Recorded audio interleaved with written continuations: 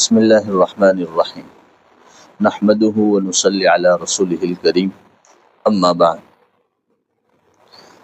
ہم نبی کریم صلی اللہ علیہ وسلم کی اولاد کے بارے میں سن رہے تھے۔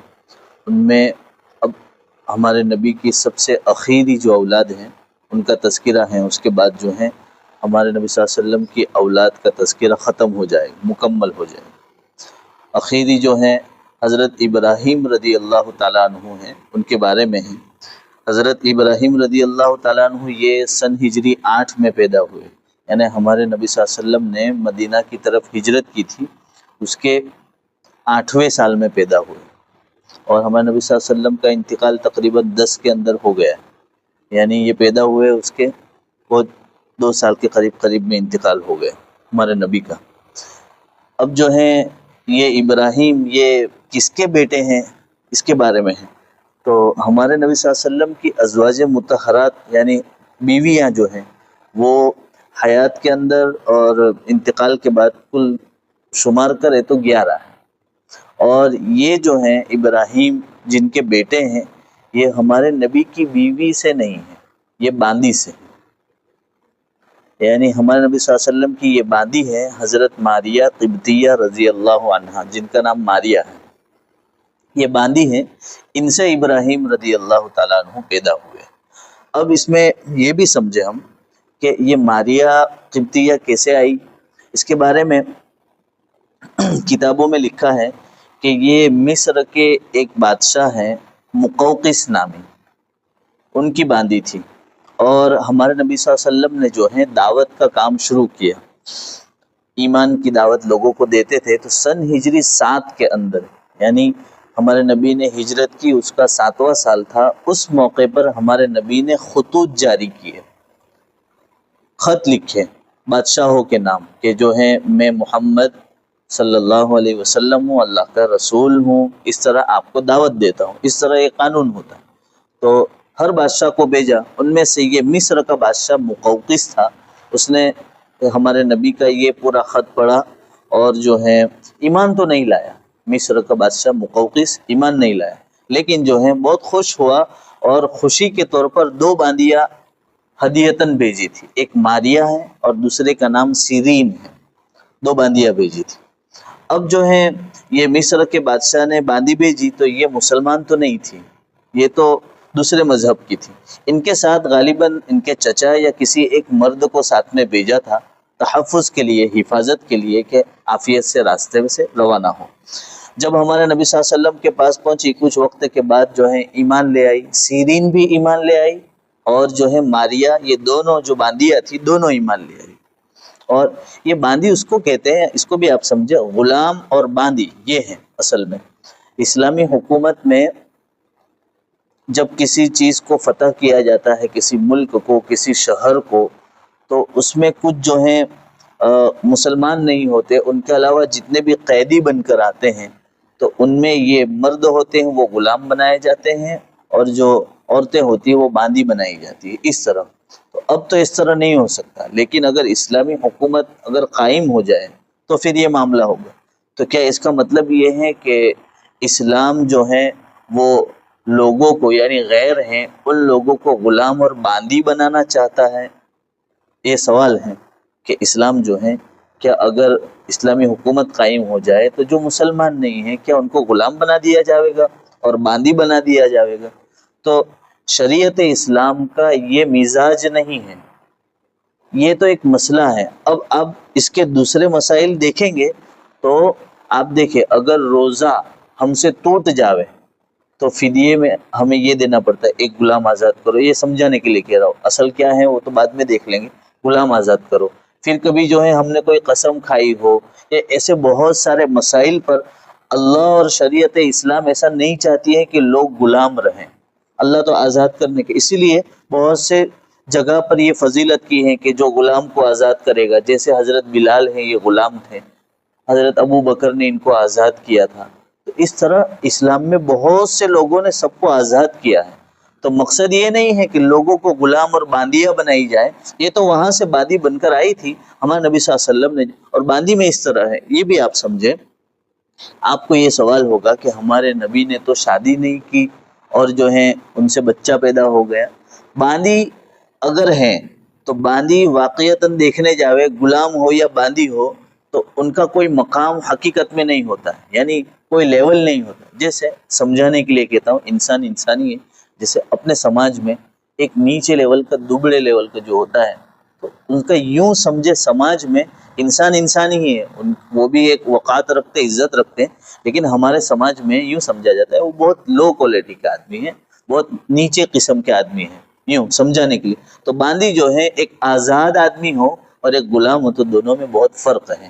تو آزاد کے ساتھ جو ہے کبھی بھی ہم ایسے ہی صحبت نہیں کر سکتے لڑکی کے ساتھ، لیکن باندی اگر اپنی ملکیت میں ہو تو ان کے ساتھ نکاح کرنا ضروری نہیں ہے، وہ ہماری ملکیت ہے. جیسا یہ کتاب ہے تو یہ میری ہے، میں جو چاہے کروں.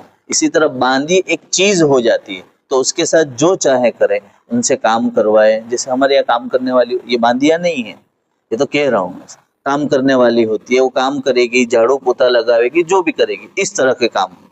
تو اس میں سمجھانا مجھے یہ ہے کہ یہ حضرت ماریہ قبطیہ رضی اللہ تعالی عنہا سے پیدا ہونے والے حضرت ابراہیم رضی اللہ عنہ. حضرت مسلم شریف کے اندر حضرت انس رضی اللہ تعالیٰ عنہ سے روایت ہے، نبی کریم صلی اللہ علیہ وسلم نے فرمایا کہ گزشتہ رات میرے یہاں ایک لڑکا پیدا ہوا اور میں نے اپنے باپ ابراہیم کے نام، ہمارے نبی کے باپ ابراہیم نہیں ہیں لیکن کہتے بڑے ہوتے تمہارا باپ چاہیے، تو ایسے اس طرح کے باپ، تو ابراہیم علیہ السلام جن کے اسماعیل بیٹے ہیں، ان کے نام پر جو ہے میں ابراہیم نام یہ ماریہ سے پیدا ہونے والے کا رکھتا ہوں. اور نبی کریم صلی اللہ علیہ وسلم نے اس بچے کو دودھ پلانے کے لیے سیف کو دیا، یعنی ایک یہ لوہار کی بیوی ہیں، ان کو دے دیا تھا کہ یہ دودھ پلاویں. اس طرح پہلے زمانے میں چلتا تھا کہ اگر ماں کو دودھ کم آ رہا ہے تو جو ہے اطراف میں جو دودھ پلانے والی ہوتی تھی ان کو دے دیا جاتا ہے. ہمارے نبی صلی اللہ علیہ وسلم کے بارے میں ہے کہ مدینہ کے یہاں جو حضرت ابراہیم رہتے تھے وہاں پر ہمارے نبی ان کے انا کے گھر جاتے تھے اور وہاں جا کر ان کو بوسہ بھی دیتے اور بہت لاڑ پیار کرتے تھے. مسلم شریف میں ہے، حضرت انس رضی اللہ تعالیٰ عنہ روایت کرتے ہیں، وہ فرماتے ہیں کہ میں نے ہمارے نبی حضرت محمد صلی اللہ علیہ وسلم سے بڑھ کر پیار کرنے والا اولادوں پر میں نے نہیں دیکھا، یعنی بہت شفقت کے ساتھ، محبت کے ساتھ رہتے تھے. یہاں پر اور ایک بات سمجھنے کی ہے کہ یہ ماریہ قبطیہ رضی اللہ عنہا جو ہیں یہ قبطی خاندان سے ہیں. جیسے کہتے ہیں نا شیخ خاندان ہے، خلیفہ خاندان ہے، پھر جو ہے کانمیہ خاندان ہے، الگ الگ سمجھانے کے لیے کہہ رہا ہوں. اسی طرح یہ قبطی خاندان سے تھی. اب ذرا تھوڑا اور پیچھے جاتے ہیں تو ہمارے نبی نے ابراہیم میرے باپ ان کے نام پر رکھا، اس طرح کہتے ہیں. تو آپ کو ذرا یاد ہو تو قربانی کے ایام میں اس طرح کے تذکرے ہوتے ہیں. تو یہ ابراہیم کی پہلی بیوی جو ہے وہ ہے سارا، اور دوسری بیوی جو ہے جو باندی تھی حقیقت میں وہ بھی اصل میں قبطی خاندان سے. اور آپ کو ذرا اس میں کچھ تفصیل بتاؤں تو وہاں پر بھی یہ سارا کو جو ہے دربار میں پیش کیا گیا تو اس وقت بادشاہ نے ان پر غلط ہاتھ ڈالا، یعنی زنا کی طرف بڑھنا چاہا، نگاہ غلط کی اس نے. تو اس موقع پر اللہ کی طرف سے ان پر عذاب آیا اور جو ہے ہاتھ شل ہو گیا، لقوہ مار گیا بادشاہ کا. مصر کے بعد ایک مرتبہ ہوا، دوسری مرتبہ کرنا چاہے، اس طرح تیسری مرتبہ بھی کرنا چاہے. کس کے ساتھ؟ ابراہیم علیہ السلام کی پہلی بیوی سارا کے ساتھ. تو جو ہے بادشاہ سمجھ گیا کہ یہ چھوٹی موٹی ہستی نہیں ہے، اللہ کی طرف سے ہو رہا ہے. تو انہوں نے سارا کو ہدیہ دیا تھا ہاجرہ کو، جو اسماعیل علیہ السلام کی والدہ ہے، جو ذبح ہوئے تھے اسماعیل علیہ السلام ان کی والدہ. تو یہ ہاجرہ جو تھی مصر کے بادشاہ نے یہ گفٹ میں دی تھی، وہ ہاجرہ ہے دوسری بیوی. انہوں نے جو ہے سارا نے یہ کیا کہ ابراہیم علیہ السلام کو دے دیا. تو یہ بھی جو ہے قبطی خاندان سے ہیں. اور یہ ماریہ جو ہے ابراہیم رضی اللہ عنہ کی والدہ، یہ بھی جو ہے قبطی خاندان سے. ایک نسبت ہے اس میں کہ دیکھو نبی کی نسل جہاں سے چلی ہے نا، وہ یعنی نبی جہاں سے پیدا ہوئے وہ اسماعیل خاندان والا ہے، اور اسماعیل کہاں سے ہے؟ قبطی والے خاندان سے ہیں. اور یہاں پر بھی جو ابراہیم ہے، تو یعنی بتانا مقصد یہ کہ ماریہ بھی ایک چھوٹی موٹی ہستی نہیں تھی، اللہ نے ان کو بھی بڑا مقام عطا فرمایا. بخاری کی روایت ہے کہ ہمارے نبی صلی اللہ علیہ وسلم کی ایک عادت تھی جو ہمیں بھی کرنا چاہیے. अपने जो नन्हे मुन्ने बच्चे होते हैं उनको जब अपने हाथों में उठावे तो जैसे हम कुरान को उठाते हैं तो लाड़ प्यार करते हैं, इस तरह करते हैं। तो हमारे नबी जो है बच्चे को लेते थे, उस वक्त ये कैफियत होती, जैसे बच्चे को उठाया और इस तरह खुशबू लेते थे। एक तो है खुशबू लगाई और एक है बच्चे की और अपनी एक खुशबू होती है जिसको पसीना कहते हैं, लेकिन जिससे मोहब्बत हो उसकी एक खुशबू होती है। तो बच्चों से एक मोहब्बत होती थी, तो हमारे नबी जो है बच्चों को यूं उठाते और उसके बाद उनको सूंघते थे। और सूंघने का मतलब वो कुत्ते की तरह नहीं, एक मोहब्बत में सूंघना है। और उसके साथ में जो है उनको बोसा भी दिया करते थे। इब्राहिम रदी अल्लाह ताला अन्हु जो है बहुत लंबे जिंदा नहीं रहे, 1 साल 1.5 साल के करीब जिंदा रहे। और शीर खार कहते हैं दूध पीने के जमाने में ही उनका इंतकाल हो गया। तो हमारे नबी ने जो है ये बात फरमाई कि इब्राहिम की तो 2 अन्ना होगी जन्नत में, 2 अन्नाएं होगी, एक तो जो है और उनको दूध पिलाएंगे, इस तरह फरमाया। बुखारी की रिवायत है जब हमारे नबी सल्लल्लाहु अलैहि वसल्लम ने फरमाया कि इब्राहिम रदी अल्लाह तआला अन्हु का जब आखिरी टाइम आया था, उस मौके पर जो है हजरत अनस रदी अल्लाह तआला अन्हु बयान करते हैं कि उनकी सांस उखड़ रही थी। उस मौके पर हम पहुंचे तो हमने देखा कि हजरत अब्दुल रहमान बिन औफ ने कहा हमारे नबी के आंसू आंख से आ रहे थे और दाढ़ी पर झलक रहे थे। तो फौरन पूछा अल्लाह के नबी तुम भी इस, जैसे कुरान में कहा है ना कि ये माल औलाद ये तो सब फितना है, तो आप इनके लिए रो रहे हैं? तो फरमाया कि ये रहमत के आंसू है, ये दया के आंसू है, मोहब्बत है औलाद के साथ, उसकी वजह से आंसू आए हैं। तो रोना बुरी चीज नहीं है, यानी औलाद से, बीवी से या जो भी अपने करीबी हो उनसे तकलीफ पहुंचे तो आंख से आंसू निकलते हैं। तो ये अब्दुल रहमान बिन औफ ने जब पूछा तो हमारे नबी ने फरमाया, उसके बाद फरमाया कि आंख से आंसू बह रहे, दिल गमगीन है, लेकिन अल्लाह के इस फैसले पर मैं राजी हूँ, यानी मेरे बेटे को उठा लिया इस पर मैं राजी हूँ।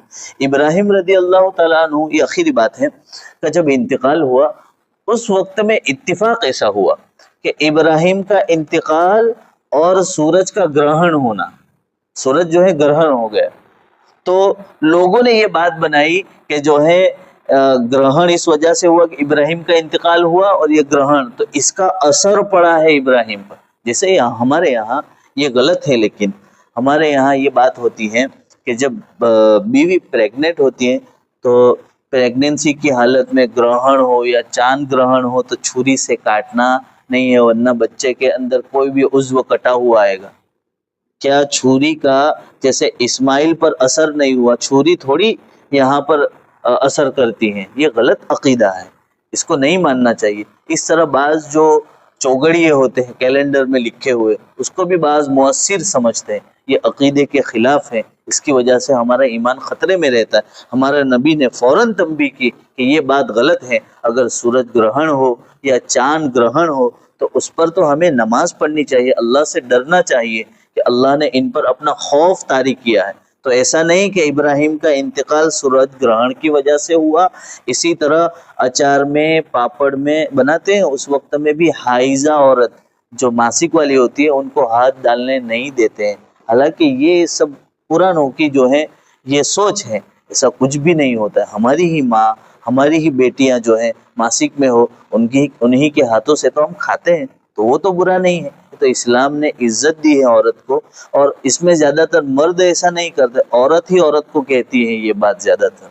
तो इसमें औरत ही खुद औरत की जो है नुकसानदेह करने वाली बात करती है। अल्लाह रब्बुल इज्जत मुझे आपको कहने सुनने से ज्यादा अमल की। वाह।